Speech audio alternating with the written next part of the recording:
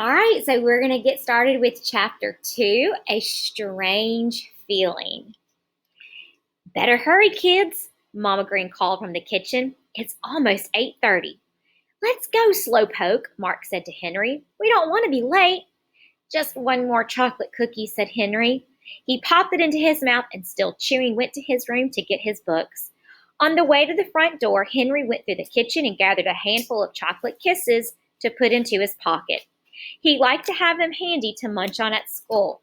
But this morning, because he still felt somewhat hungry, Henry stripped the silver wrapping from 2 kisses and popped them into his mouth.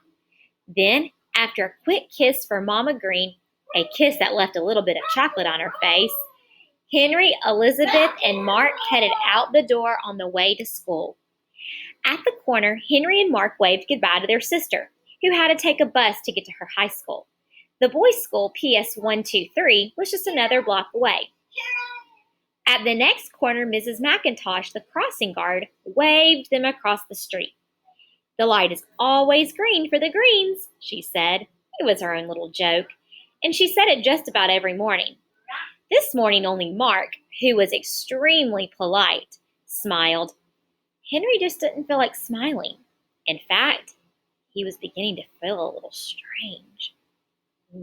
Make a prediction. What do you think's making him strange, Villain? In the schoolyard, the boys went separate ways to join their classes. As usual, there was a lot of pushing and shoving and fooling around.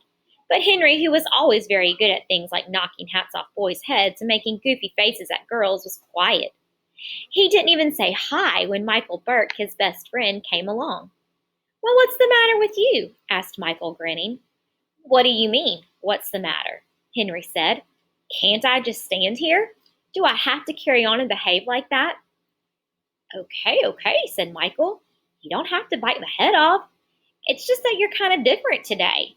Not like you at all. Just then the whistle blew and all the children began marching into the school building. I feel funny today, Henry said to Michael.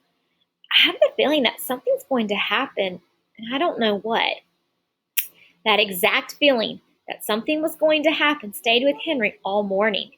He felt strange in his homeroom, strange when he went to gym class, and in Mrs. Kimmelfarber's math class he felt strange all over. Henry couldn't concentrate on what Mrs. Kimmelfarber was saying. He just sort of sat there and stared. Without thinking about it, he was looking at his arm and the back of his hand, and then he noticed something. There were little brown freckles all over his skin. Now, this would not have been such a startling discovery except for one thing. Those little brown freckles were not there when he woke up this morning. At the front of the room, Mrs. Kimmelfarber was going through the drill on fractions. She was saying, and if I take 6 1/2 and subtract 1 1/4, what will I have left? She looked directly at Henry, who was looking directly at his arm. Henry, she asked, what will I have left? Little brown spots all over, said Henry.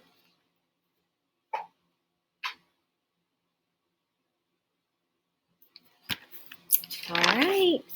See you guys later. Tomorrow's chapter 3.